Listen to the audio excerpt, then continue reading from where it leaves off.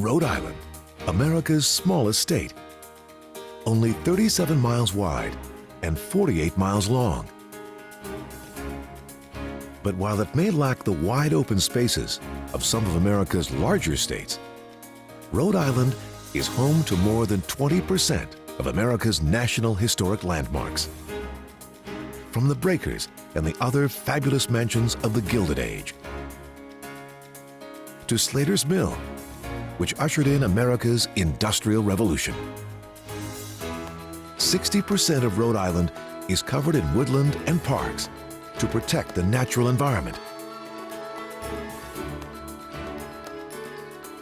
A journey through Rhode Island's bays and coves reveals nearly 400 miles of pristine tidal shoreline, with an incredible array of lighthouses and even more incredible stories of rum runners and pirates off of Newport's rocky shores.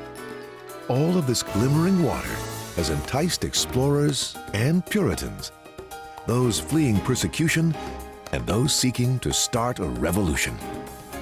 Rhode Island's history is rich with the stories of American progress and American excess. It's called the Ocean State, and to see it from the air, it's easy to understand why.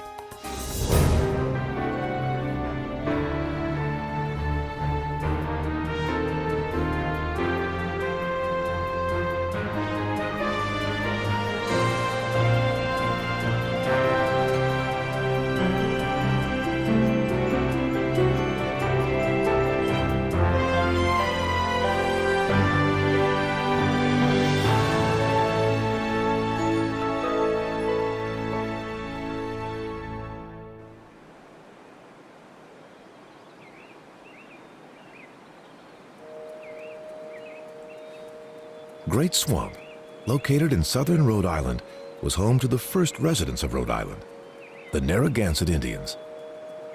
The name Narragansett means people of the small, narrow point. And archaeological evidence suggests that the Narragansett have lived on this land for more than 30,000 years.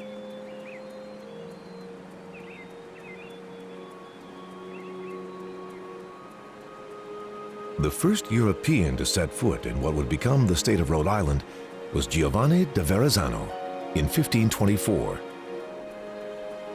He actually arrived here on Block Island, a small island off the coast of the mainland. Verrazzano's legacy lives on in Narragansett Bay in the form of this bridge, which is named after him.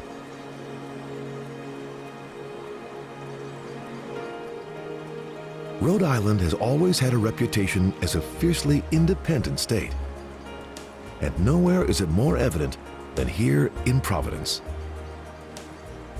Even its state capital, modeled after the U.S. Capitol in Washington, D.C., has a statue on top called simply Independent Man.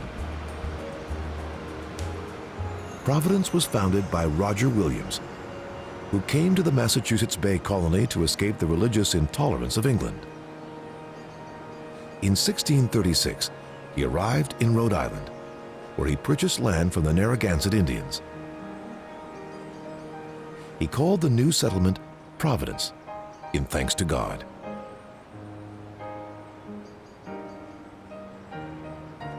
Williams created the first Baptist church in America. One of the church's meeting houses, dating back to 1775, still stands today, and the church is currently being renovated. Its 185-foot steeple was built on the ground by sailboat makers in just 3 days. Williams established a policy of religious and political freedom in his new settlement, and soon after, colonists with similar beliefs began to arrive in Rhode Island. Rivers shaped the life of Providence. The Colonial waterfront was the site of a thriving shipping economy for the so-called triangle trades of slaves, rum, and molasses, as well as the China trade. Soon, Providence and Newport were among the busiest ports in the New World.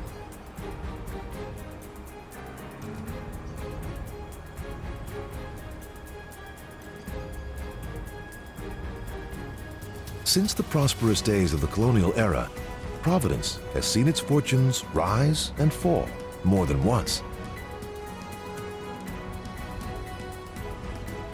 In the late mid-20th century, Providence, home of religious freedom in America, became known more for its corruption and rundown factories than its historical significance.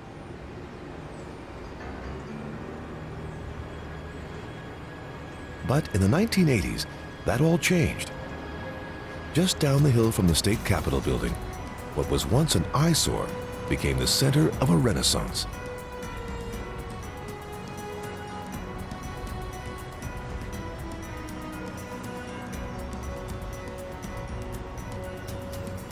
Providence's waterfront is not the only part of the city that has been revitalized. Its historic corridors have also been restored to their Revolutionary-era glory. But that almost didn't happen. In the 1950s, the city of Providence planned to raise and redevelop part of historic Benefit Street, which runs through this area.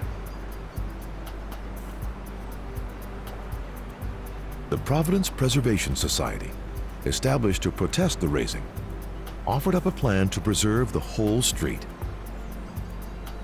Today, Benefit Street is home to one of the largest concentrations of historic architecture in the nation.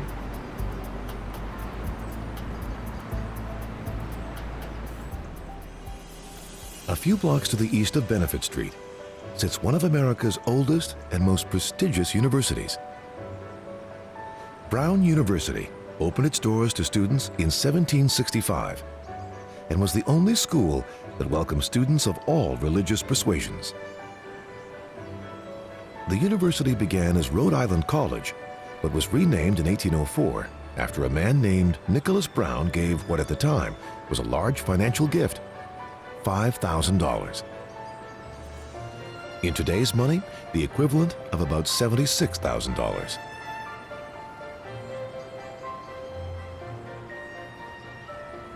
Across the street from the main quadrangle at Brown sits the John Hay Library.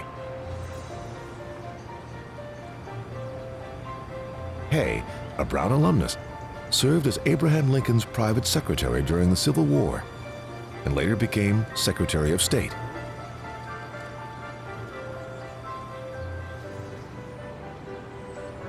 The library houses a collection of rare books, including 3 that feature an unusual binding: human skin.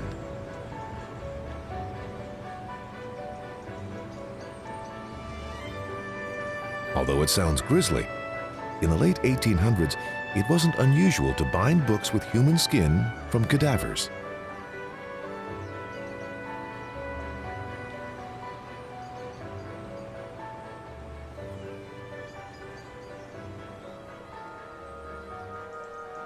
This 46-mile-long river has long been called the hardest working river in America. The Blackstone River runs from inland Massachusetts to the north end of Narragansett Bay. This is a National Heritage Corridor, and it's here that America's Industrial Revolution began. Slater's Mill stands at the falls at the Blackstone River.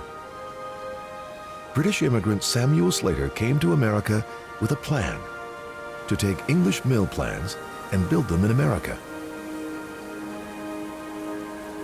With his knowledge and capital provided by Moses Brown from Providence, Slater built the first successful U.S. textile mill. The Industrial Revolution had begun. The mills on the site are still powered by the Blackstone River. While celebrated for bringing the Industrial Revolution to America, the mill was also infamous. Slater employed many children, ages 7 to 13. Some of Lewis Hines' famous child labor photographs were taken at Slater Mill. Hines' photographs, showing harsh conditions for child laborers, resulted in new laws being created to protect children. Today, some believe that the centuries-old mill is haunted by some of the children who worked here. visitors often talk about feeling a presence, especially by the old machine shop.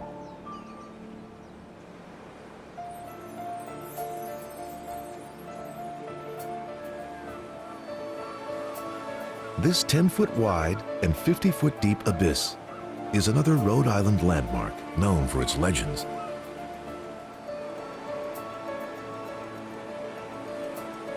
It's said that Purgatory Chasm was created by the powerful swing of the Devil's Axe.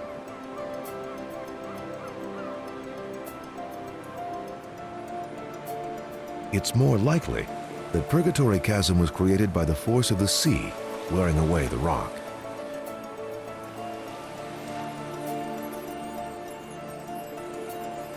It's carved nearly 100 feet into the shore from the cliff.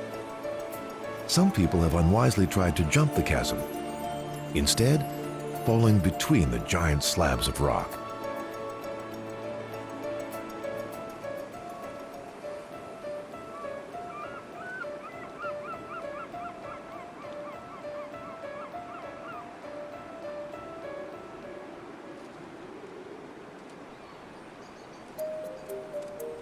Like the rivers that shaped the early life of Providence and Pawtucket, Narragansett Bay is the lifeblood of the towns that surround it. In the East Bay is Bristol, an unpretentious coastal town established in 1680. The layout of the city is based on a grid plan with a large common at its center, the only one of its kind in Rhode Island. Bristol's deep water harbor helped it to become a thriving commercial port before the American Revolution. And by 1800, it was the fourth busiest port in the country. Fortunes were made from maritime trading, whaling, and shipbuilding. Harrisoff Boatyard was famous for the yachts it built here in the harbor. Several were winners of the World Cup. The large homes built for local merchants and shipbuilders make up the heart of Old Bristol.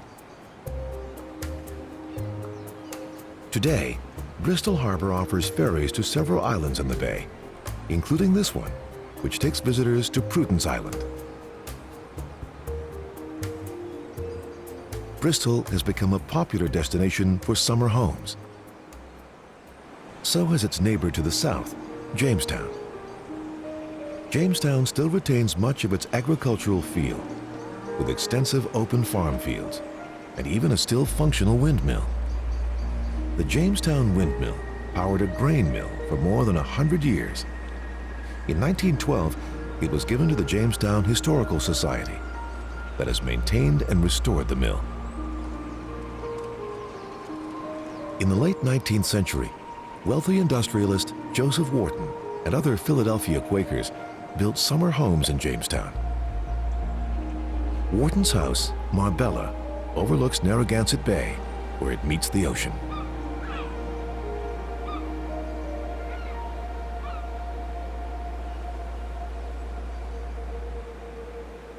This area is filled with stories of pirates and privateers. Local legend holds that Captain Kidd's treasure was hidden here when he was in town visiting his friend, privateer Captain Thomas Paine. To this day, people search the caves at what is now Fort Wetherill State Park, hoping to find Kidd's bounty. But so far, no one has scored. This site is also known for its spectacular views and is a popular place for watching yacht races.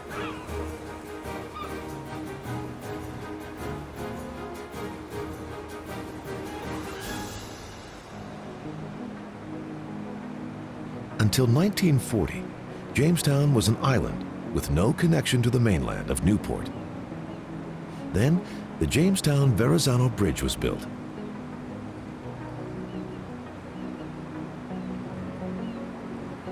The Pell Bridge opened to traffic in 1969, connecting Jamestown to Newport.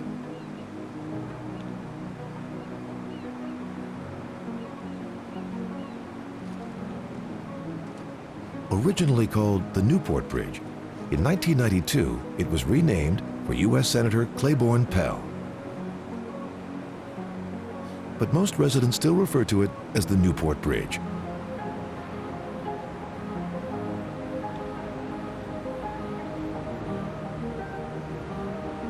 It is the largest suspension bridge in New England.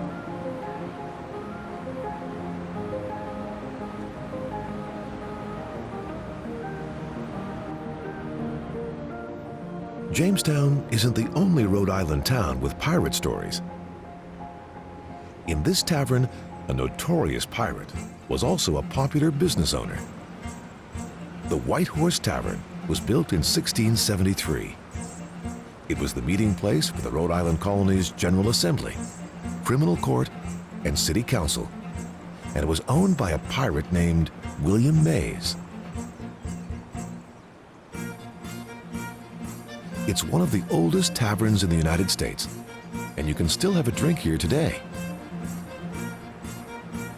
Possibly with a ghost, since many say the White Horse Tavern is haunted.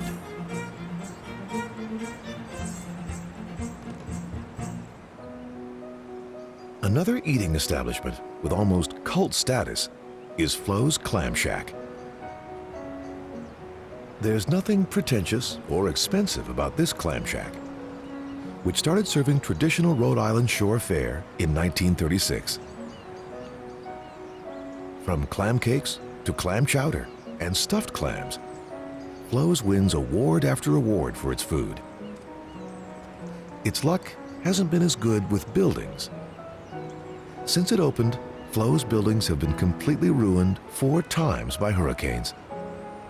Most recently, Hurricane Bob washed it away in 1991. So far, the newest building has survived nature's wrath. There was another building in Newport that has survived much longer. The old stone mill is shrouded in mystery. There are many theories about how this tower came to be. Some believe it was built by Norsemen before Columbus ever arrived in the New World. Another says that the governor of Newport commissioned the tower as a windmill during colonial times. Its 24-foot-high walls are made of fieldstone, and its interior is open to the sky. New theories about the tower's origins fill websites and articles. But the mystery will continue on because no one knows for sure who built the old stone mill. The first summer visitors to arrive in Newport were wealthy merchants from South Carolina and Georgia who traveled north to escape the summer heat in the south. With its sheltered harbor, beautiful beaches, and awe-inspiring architecture, Newport, Rhode Island is a shining gem on New England's Atlantic coast. These so-called summer cottages are another remnant from the Industrial Revolution. They were built from the vast fortunes earned by what some called robber barons and others called savvy businessmen. On the islands across Newport Harbor, a new American aristocracy had been born. One of the world's most famous weddings took place here in September of 1953. More than 750 guests filled St. Mary's Church to watch as Senator John F. Kennedy and Jacqueline Bouvier exchanged wedding vows. Afterward, 1,200 guests attended the reception at Hammersmith Farm, a 300-acre oceanfront estate overlooking Narragansett Bay, where Jackie and her family spent many summers.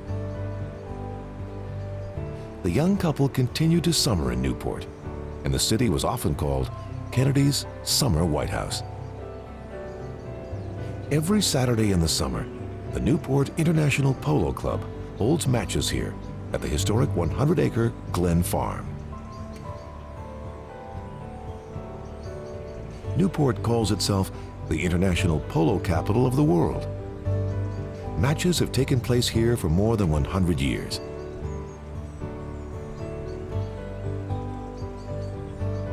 These ponies at Glen Farm are taking a rest as they gear up for another Saturday match before a crowd of well-heeled onlookers.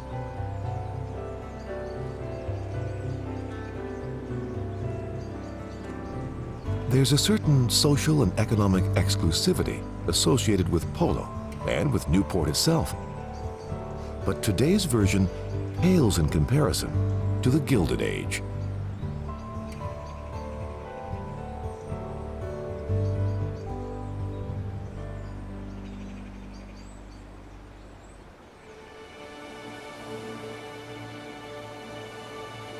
There are few places in the world where the pastime is yacht watching.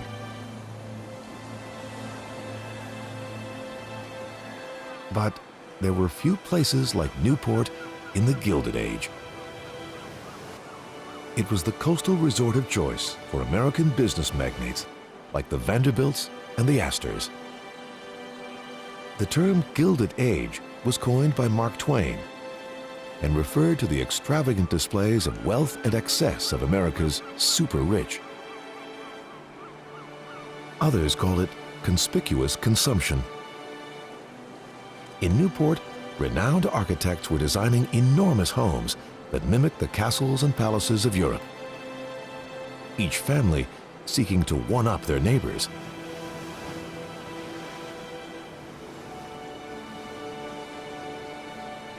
The Breakers is probably the most spectacular of Newport's summer cottages. This 70-room Victorian mansion, built by tycoon Cornelius Vanderbilt, is a symbol of the Vanderbilt family's social and financial preeminence at the turn of the century. Vanderbilt built his wealth in the railroad and shipping industries.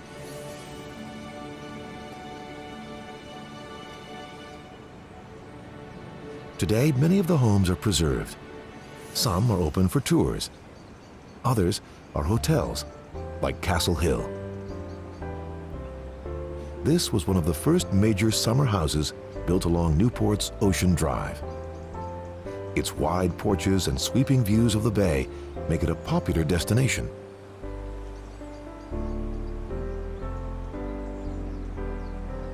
Beacon Rock, near Ocean Drive, overlooks Newport Harbor.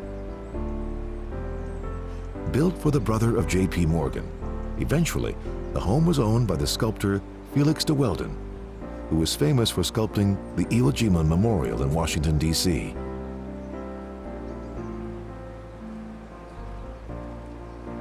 This magnificent home is right near Fort Adams State Park.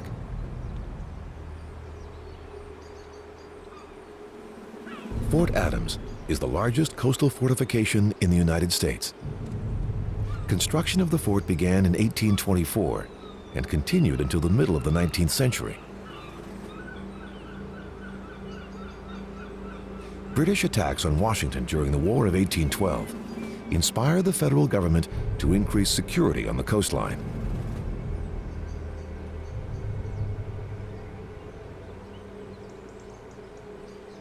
The fort has a line of vaulted bomb-proof chambers along its 5 feet thick perimeter walls. The commanding officer's house to the south of the fort was used in the late 50s as a vacation spot for President Dwight D. Eisenhower. Today, Fort Adams is well known as the home of the Newport Jazz Festival. It's brought jazz greats and their fans to Newport every August for more than 50 years. Marble House, an exquisitely detailed home, is owned and maintained by the Newport Preservation Society, but it began as the property of another Vanderbilt. In 1888, William Vanderbilt, Cornelius's brother, gave his wife Alva the money to build Marble House as a 39th birthday gift. She oversaw its design and construction over 4 years. Vanderbilt loved European architecture so much that she brought in more than 300 different artisans from Italy to complete her estate. Rough Point was one of 5 homes owned by heiress Doris Duke. Duke was only 13 years old when she inherited her family's $80 million fortune. These camels are here in honor of the two real camels that Mrs. Duke, an animal lover, kept on her property while she lived here. Doris Duke died in 1993. Most of her estate went to charity and to her butler. Rough Point is now owned by the Newport Restoration Foundation and open for tours.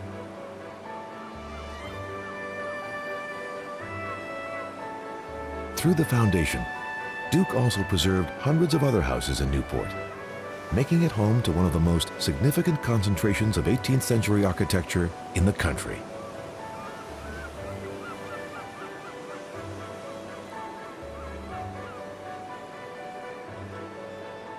Adjacent to Duke's estate, and backing up to many other Bellevue Avenue mansions, is Cliff Walk,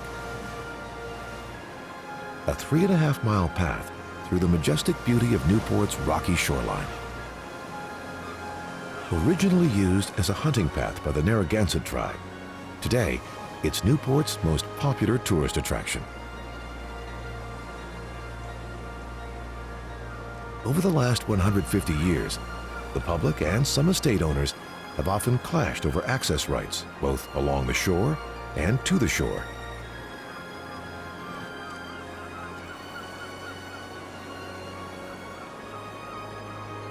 Willing to do just about anything to keep the common people away from their palaces, owners have built walls and fences, planted bushes and trees to block access, and posted dogs and even bulls to scare people away.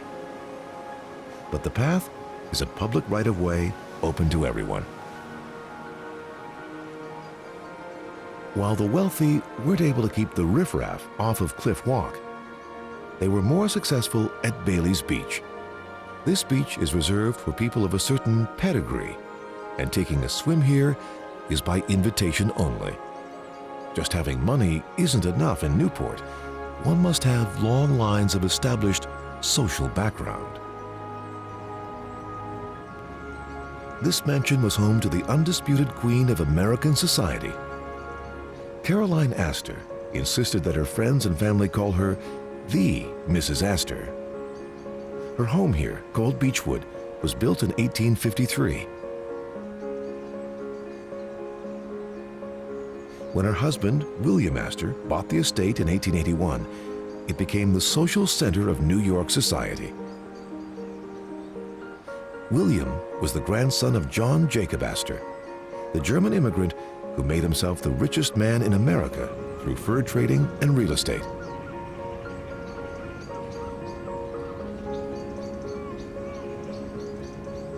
As recently as 1999, John Jacob Astor was listed as the 4th wealthiest American ever.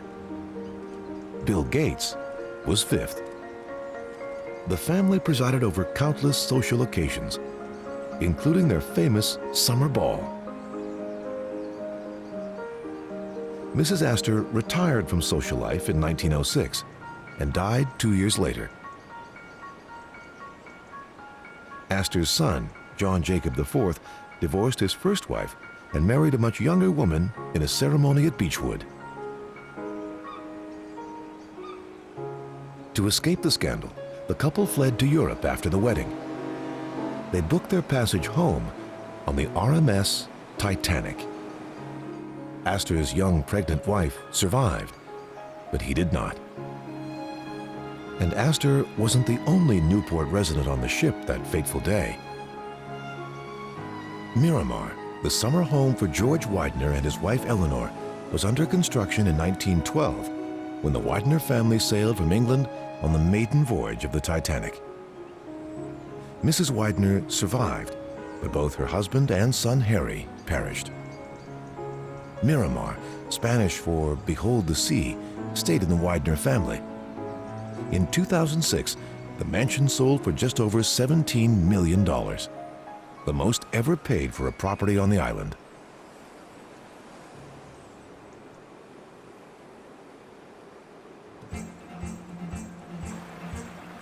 The least paid might have been for this mansion, set on a rock in Narragansett Bay. It's rumored that J.S. Lovering Wharton built his home on a rock so no one could bother him.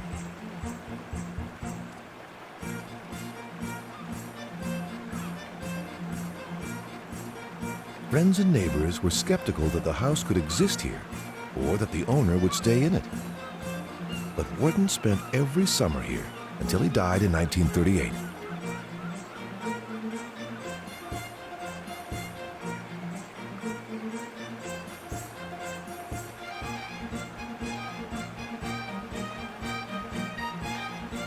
His wife remained here until her death in 1941.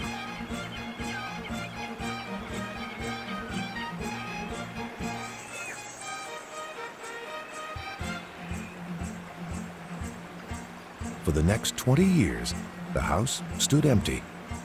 When architect Henry Wood bought the home in 1961 for $3,600. He's owned it ever since.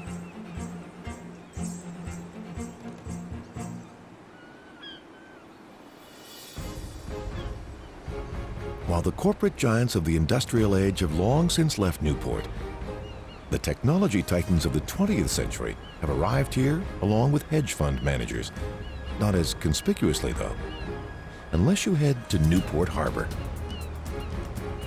Considered to be America's yacht racing mecca, the playthings of today's rich and famous are on display at the marinas that line Newport Harbor along America's Cup Avenue and Thames Street.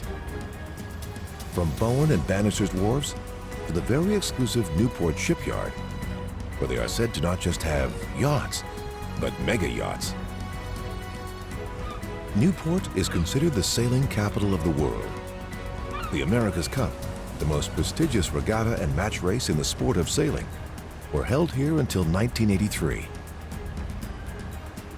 But Newport still hosts both national and international regattas here. The abundant supply of water isn't only a source of pleasure for Rhode Islanders, it's also an important part of the economy here.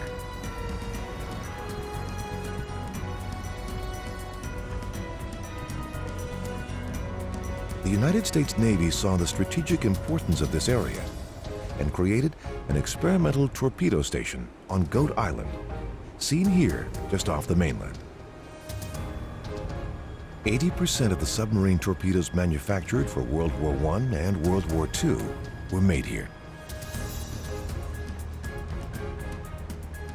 A thriving fishing industry developed here in the 19th century and continues today.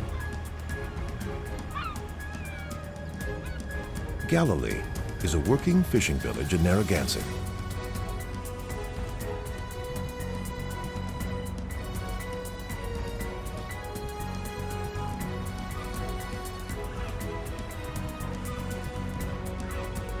The ocean waters off the coast are exposed to warm water eddies that break off from the Gulf Stream, bringing with them whales, sharks, tuna, and marlin. Sport fishing is very popular here. But more than just fish can be found under these beautiful blue waters. Not surprisingly, Rhode Island's rocky shores have more shipwrecks per square mile than any other state. Lying deep beneath these pristine waters are more than 2,000 wrecks, including colonial trading ships, ships of war, and luxury passenger vessels from the 19th century. And it seems that lighthouses alone aren't enough to prevent these disasters. In 2006, researchers discovered the remains of 4 ships sunk by the British during the American Revolution in Newport Harbor. Scholars believe that one of the ships was the Lord Sandwich, originally named the Endeavour, which would have dwarfed these smaller vessels with ease. Captain James Cook sailed the Endeavour on his famous voyages across the Pacific Ocean to New Zealand and the eastern coast of Australia. A series of lighthouses have been built on Narragansett Bay to keep sea travelers safe. One of the first was on Point Judith at the bay's entrance. At one time, this point saw more ship traffic than New York Harbor. On one infamous night in 1896, 5 vessels ran aground here during a storm. Now, the lighthouse is automated, and it shares the property with the U.S. Coast Guard station.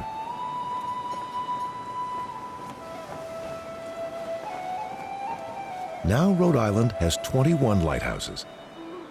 13 of them are active, and the others are privately held.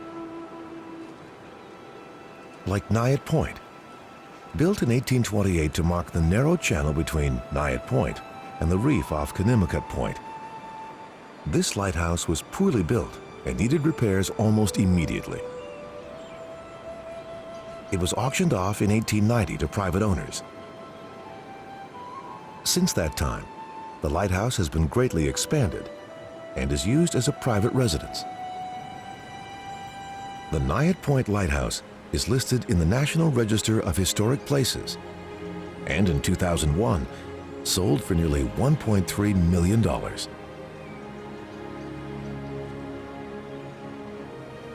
Built into the cliff face, Castle Hill Lighthouse was lit in 1890 after years of negotiation with the property's owner. Finally, the owner relented and sold the land to the government for $1. Although not open to the public, the lighthouse is accessible to guests of the nearby Castle Hill Inn and Resort. The lighthouse has a red light that flashes about every 8 seconds at night. Imagine sailing in complete darkness, the only sight a small red light flashing every 8 seconds. It could be yards or miles away. Connemuccut Lighthouse sits on the northern tip of Connemuccut Island. It was activated in 1886. The tower is attached to the wood-framed keeper's house. By the 1930s, there was no longer enough ship traffic to justify having a manned lighthouse here. It was deactivated and the buildings and property were sold at auction for $2,874. Today, the station is a private residence.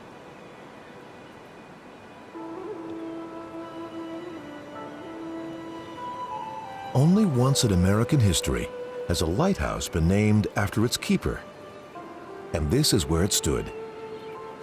In 1854, Hosea Lewis was named innkeeper of the Lime Rock Lighthouse.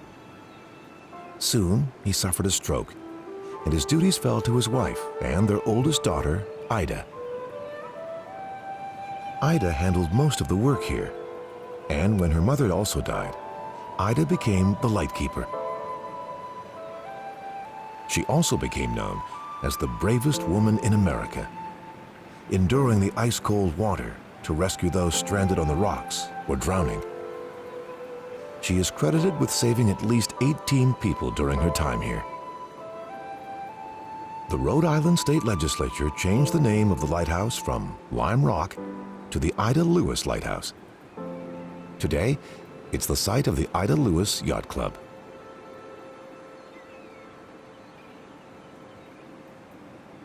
The Rose Island Lighthouse sits on a small island that was used for military purposes from the Revolutionary War through World War II. The island is open to the public, except for one part of the summer, when it becomes a sanctuary for nesting birds, mostly gulls. When the last ferry leaves, the island is off limits, except for a very few people. When the lighthouse became run down due to decay and neglect, the Rose Island Lighthouse Foundation came to its rescue. The foundation came up with a fundraising plan, the Lighthouse Keeper of the Week. For a small price, guests can serve as honorary keepers. The job is involved. The honorary keeps must do everything from dusting the windowsills to keeping the light burning through the night. It may sound like an odd vacation, but it's wildly successful and usually fully booked 2 years in advance.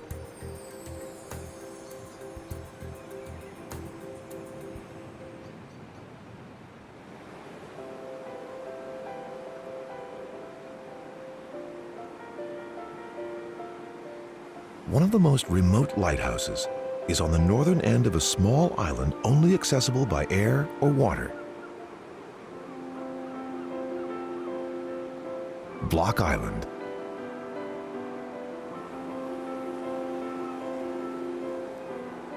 A stark contrast to the opulent playgrounds of Newport, Block Island residents prefer just to be left alone.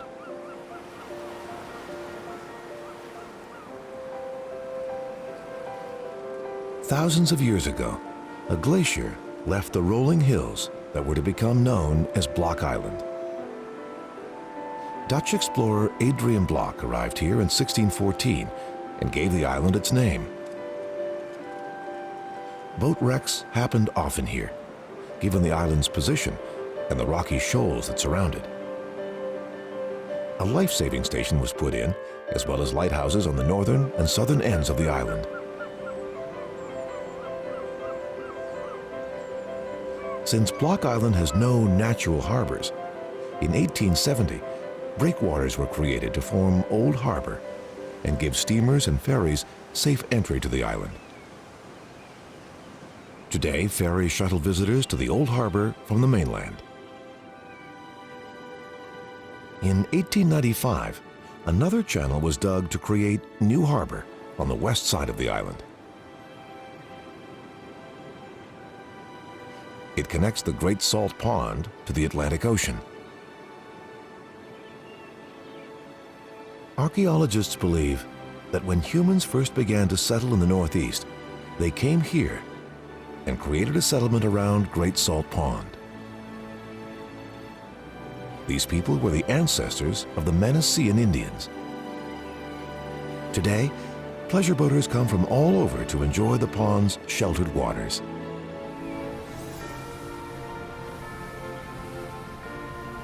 On a summer day, as many as 2,000 boats can fill the pond, and several marinas line the harbor to welcome their visitors. As in many natural places, there's an ongoing debate on how to preserve the island's beauty while also benefiting from tourism. Conservationists see the boats as a threat to the pond's fragile ecosystem, which is part of a national wildlife refuge.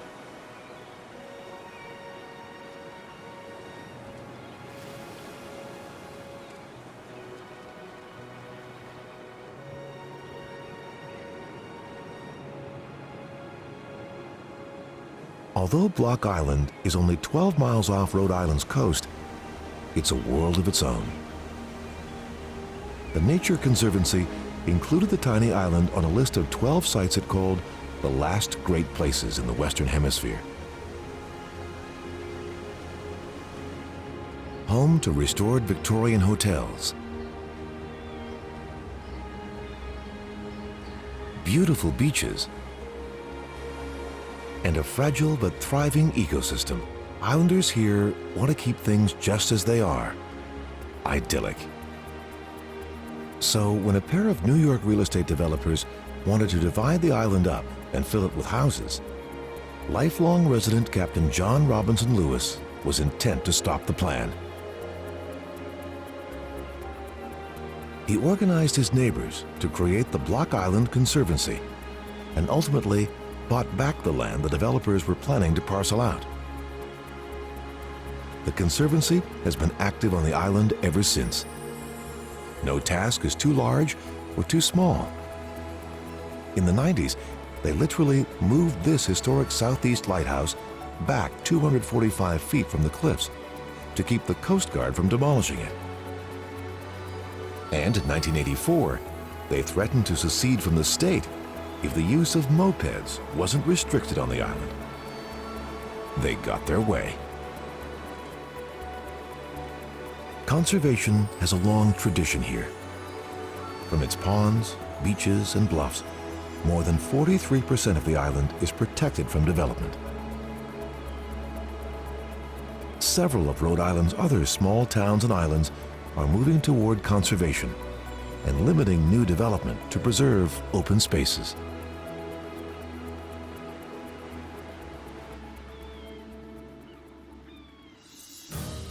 Although it may be small in size, Rhode Island's historical significance in America is huge. From Roger Williams' ideas about freedom of religious thought which are included in the Constitution, to the colonial era influences, the start of the Industrial Age and the Gilded Age. This tiny state packs a lot of history into its borders, combined with the breathtaking vistas and the independence still today of the people who live here. Rhode Island is a tiny, gleaming treasure on America's East Coast.